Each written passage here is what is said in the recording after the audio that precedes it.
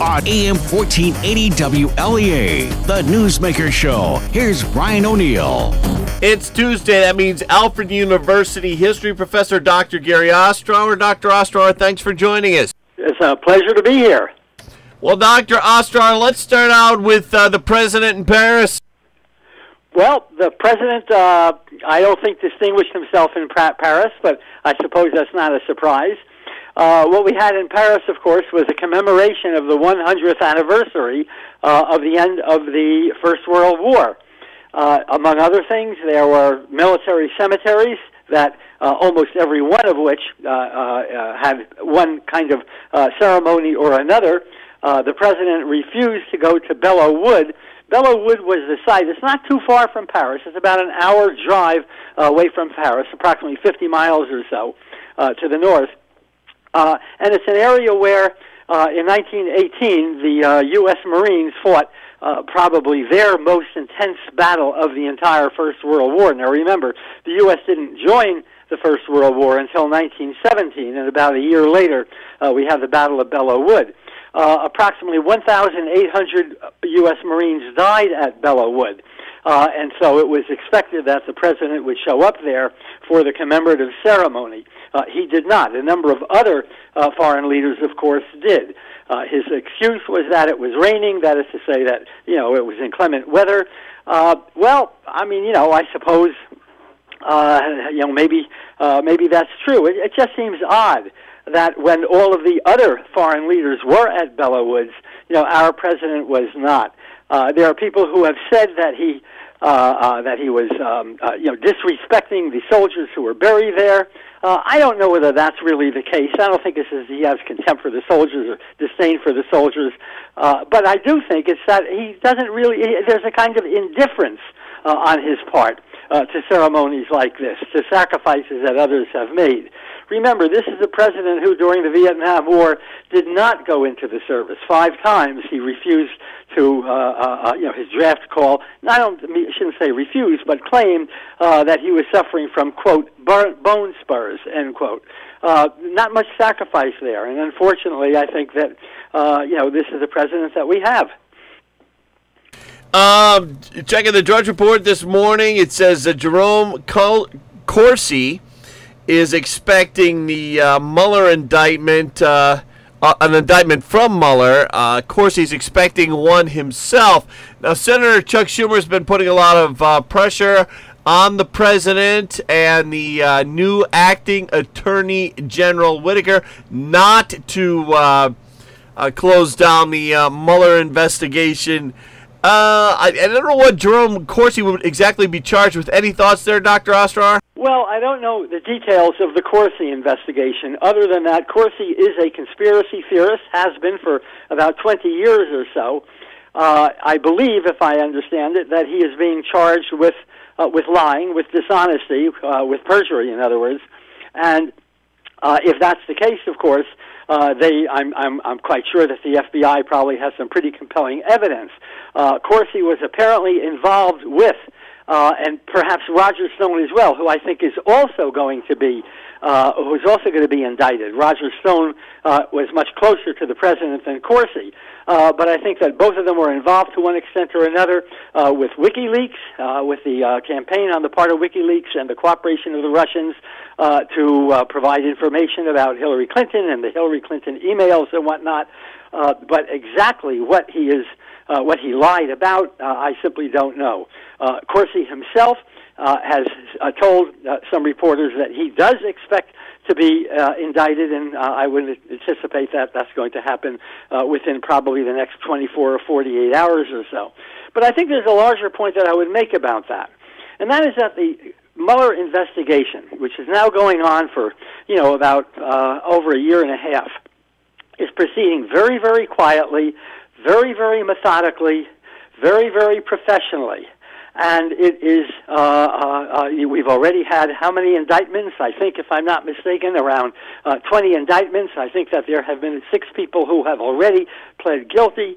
To suggest somehow or another, as the president has often suggested, that this whole investigation is a fraud, that it's a hoax, is, I think, to really miss the point.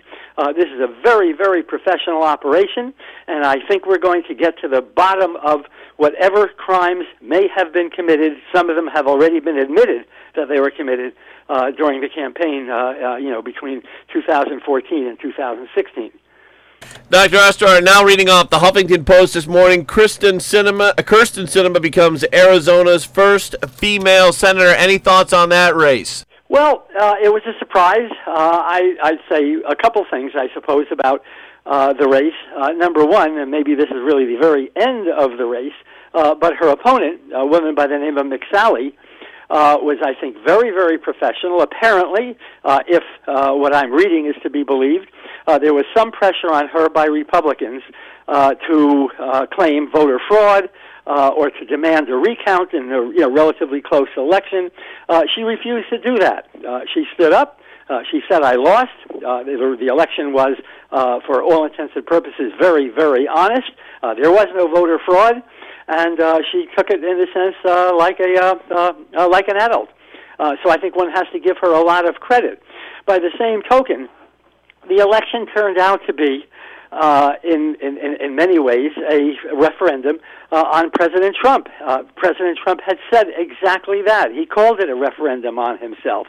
In the last week of the campaign, he traveled to approximately at least 10 states in which he made that point. And to that extent, the victories that the Republicans achieved, such as in Florida, or the apparent victories that they achieved in Florida, can be attributed to him. You've got to give him credit for that. By the same token, those defeats that he suffered, and there were quite a number of them, especially in the House of Representatives, have also to be attributed to the president. The president doesn't like losing. And he said immediately after the election, he said the morning after the election, that this is a big victory for me, for himself. Well, it wasn't a big victory. And, of course, the House of Representatives now is going to be in the hands of the Democrats for at least the next 2 years and possibly longer than that. And that's going to be a problem for the president because the House is going to investigate different allegations about the president and about some of the people who surround him.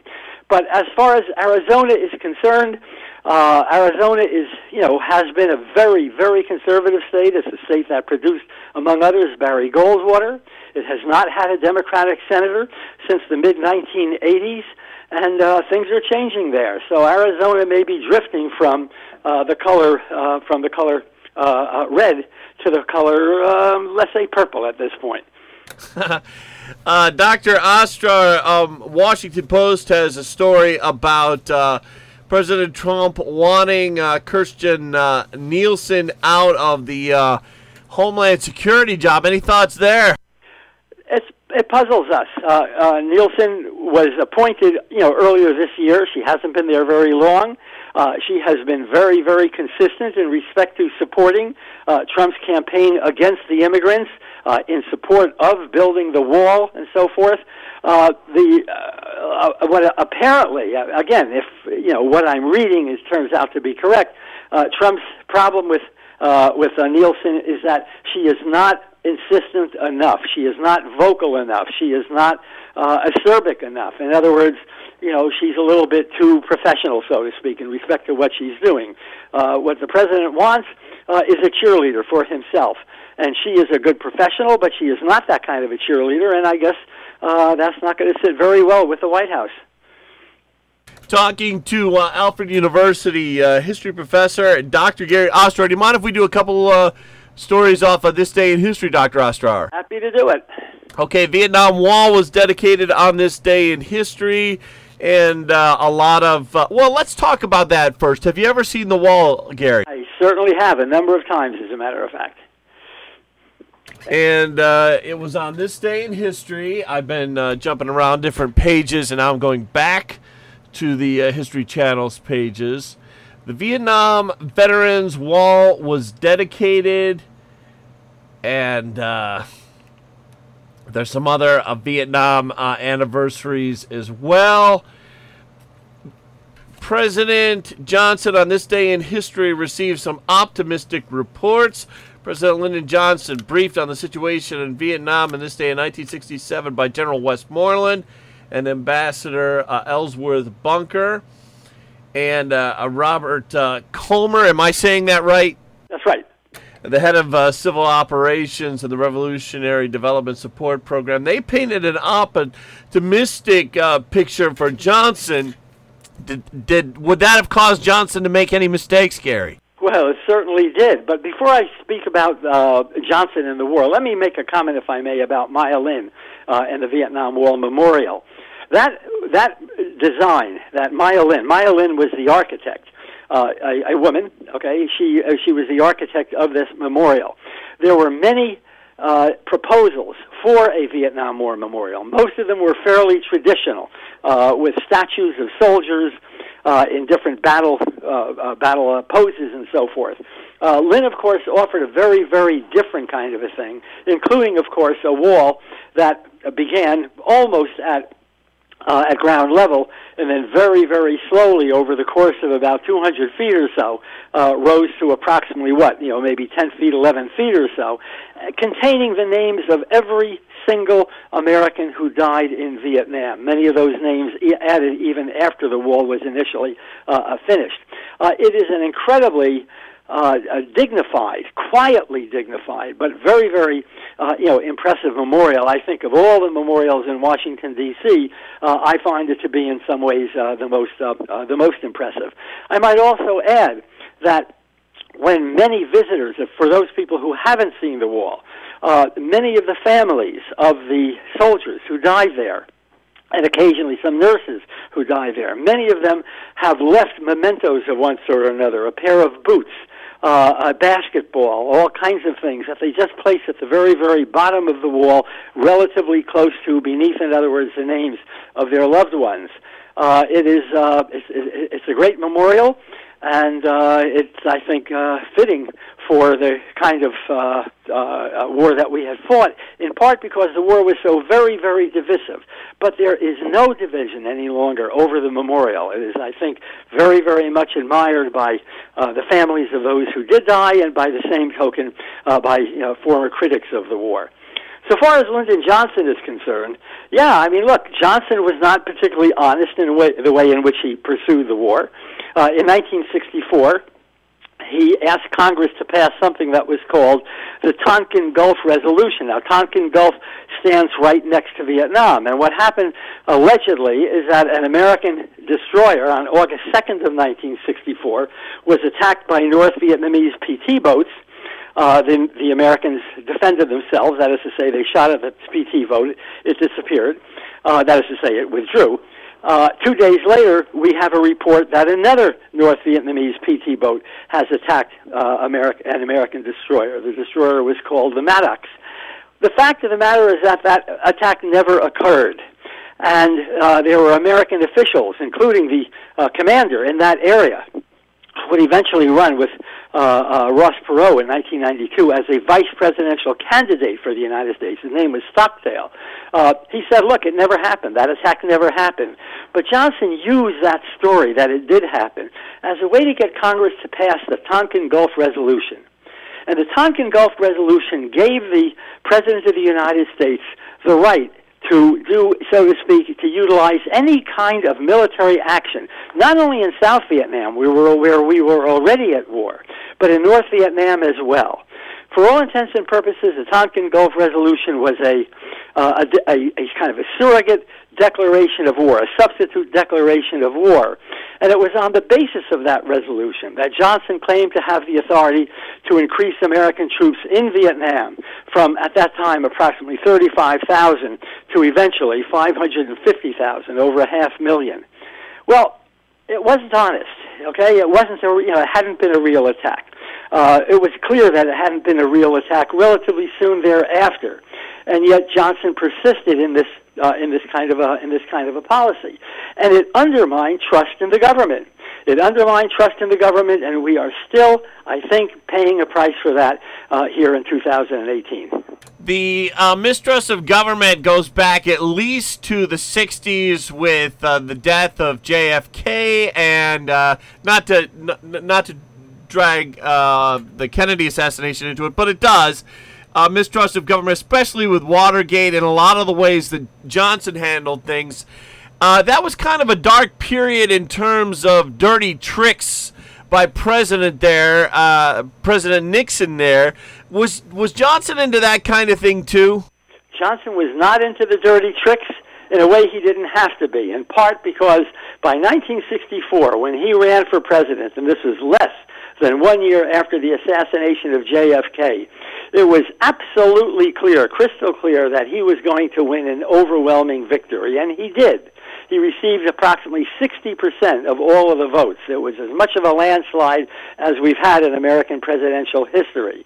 By the same token, he didn't run at all in 1968. In other words, instead of running for re-election, which he was entitled to do by the Constitution, he withdrew because of his unpopularity during the Vietnam War. So, one might argue that maybe he would have, tried some dirty tricks, but he never had the opportunity. And he didn't have the necessity. What's odd is that Nixon in 1972, Nixon wins the election in 1968 very, very narrowly against a Democratic opponent by the name of Hubert Humphrey. 4 years later, Nixon was plenty popular. He was scaling down the Vietnam War. The economy was in okay shape. His opponent in that year, a man by the name of McGovern, was viewed by many Americans as a little bit too far left, too far to the political left. Nixon would have won the election under any circumstances. But he was a very secretive guy. He was a very fearful person. There was a streak of paranoia, and I mean real paranoia, kind of clinical paranoia for Richard Nixon, and therefore he was unwilling to simply accept the inevitable. He wanted to make absolutely certain, and that meant, some, if you will, dirty tricks, including the break-in into the Democratic headquarters that could lead to what we call the Watergate scandal. And I think you're right, Brian. That scandal further undermined our faith in government. It further undermined the sense of trust that Americans had traditionally had in their government. And, as I mentioned a moment ago, we are still paying a price for all of that. Going to take a quick break. We'll be back with Dr. Gary Ostrower in just a moment. Stay with us. When it comes to heating your home, you deserve peace of mind. Don't be left in the cold this winter. Countryside Propane keeps you warm with outstanding service and competitive pricing. Our customers say it best, like James in Lindley, New York, who said the installation was smooth and we provided excellent customer service. And Tammy from Savona, who says we were polite, thorough, and professional. Give us a call to lock in a low rate and start saving right away. Call 607-527-3030 and countryside-propane.com. Checking in with meteorologist Rob Carroll. Hey, Rob, we got some snow last night. We did indeed, Brian, and it's going to continue to be an issue the next couple of days. Next storm system to come through late on Thursday. Looks like it's going to work with this cold air and probably produce some more snowfall. Is it early for this time of year? Absolutely, but we've got unusually cold weather stretched out from the central United States into the Northeast, and then it's very warm over Florida. They're going to be in the 80s up close to 90 today. You get that type of discontinuity between temperatures in the southeast and the northeast, and, well, it stays stormy. A lot of cloudiness. Looks like the steadiest precipitation's moved out, Brian. There could be a few leftover snow showers or a flurry. Doesn't amount to much, 35 to 40. Sunrise this morning was at 7. It'll set tonight at 4:51. Few flurries or snow showers may drift through the area tonight. Cold tonight, especially for this time of year, 20 to 25. Tomorrow, clouds and some sunshine. It's going to be like a mid-December day tomorrow. Highs 30 to 35. Partly cloudy, even colder tomorrow night with lows of 15 to 20. Increasing clouds Thursday. Snow rise late in the day, 35. I'll probably see some light snow Thursday night into Friday morning, Brian. Thank you, Rob. Back with Alfred University history professor Dr. Gary Ostrower. Can we keep on Vietnam just a little bit more, Gary? Brian, I want to make a point, if I may, about that issue of trust. Sure. Which, I think, relates certainly to the Kennedy assassination. It certainly relates to Vietnam and to a bunch of other things since then. But I do want to, if I may, just relate it to something that's happening today, because I was just watching the news early this morning and also last night. And what I think we're all, aware of at this point is that the governor of Florida, Rick Scott, who is a Republican, who is leading his Democratic opponent for the for the Senate race, because Scott can no longer run because of a two-term limit, so he's running for the United States Senate. He's leading by about 12,000 votes. But there is a recount, and because he's fearful of the results of the recount, he's claiming voter fraud. And there is no evidence. At this point, there is apparently absolutely no evidence whatsoever that there has been voter fraud. But the charge of voter fraud further undermines our trust, not only in government, but it undermines trust in the electoral system, in the democratic system. It undermines trust in that notion that we often call, the rule of law. And to the extent that that is going on in Florida, and it's not only in Florida, it's in a number of other states as well, I think that we're digging ourselves deeper and deeper into a hole. If a government doesn't have the trust of the public, it loses legitimacy. And if it loses legitimacy, then all bets are off. I think that, the democratic process itself is going to be under real threat. In fact, I think it's already under threat as a result of the way in which the President of the United States has echoed these charges of fraud, in spite of the fact that there is zero evidence for any kind of fraud at all. On do you want to do? Can I do the last question on Vietnam, Gary? Oh, sure, absolutely. You went to AU. You graduated from Alfred University in '61. You've been teaching there since 1969. Your memories of the students' reaction to the Vietnam War during that time at Alfred? Well, I would say in the early period, 1961, students were barely aware of the American military presence in 1961. By 1969, there was a great deal of anti-war sentiment among the students, not only at Alfred, but just about every other college in the United States. In 1970, when President Nixon sent American troops into Cambodia at a time that he was claiming that he's, reducing the size of the war, that he's, pulling us out of the war, and then he expands it into Cambodia and expands it into Laos, which is also a neighboring country. There were demonstrations, again, in colleges all over the United States. During those demonstrations, 4 students were killed by the National Guard in Ohio. 2 students were killed by the police in Jackson, Mississippi. And in a sense, it represented the sense that, the war is coming home. Well, at Alfred University, along with about maybe 300 other universities, the students went on strike. They occupied the main administrative building.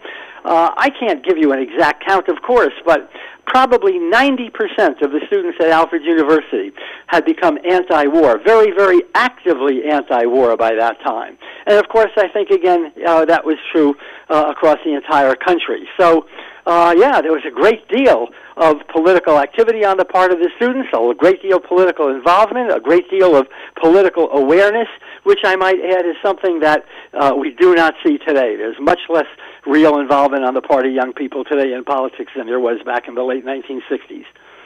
Interesting, and you were there to see it all. Dr. Gary Ostrower, thank you so much for joining us. My pleasure, Brian.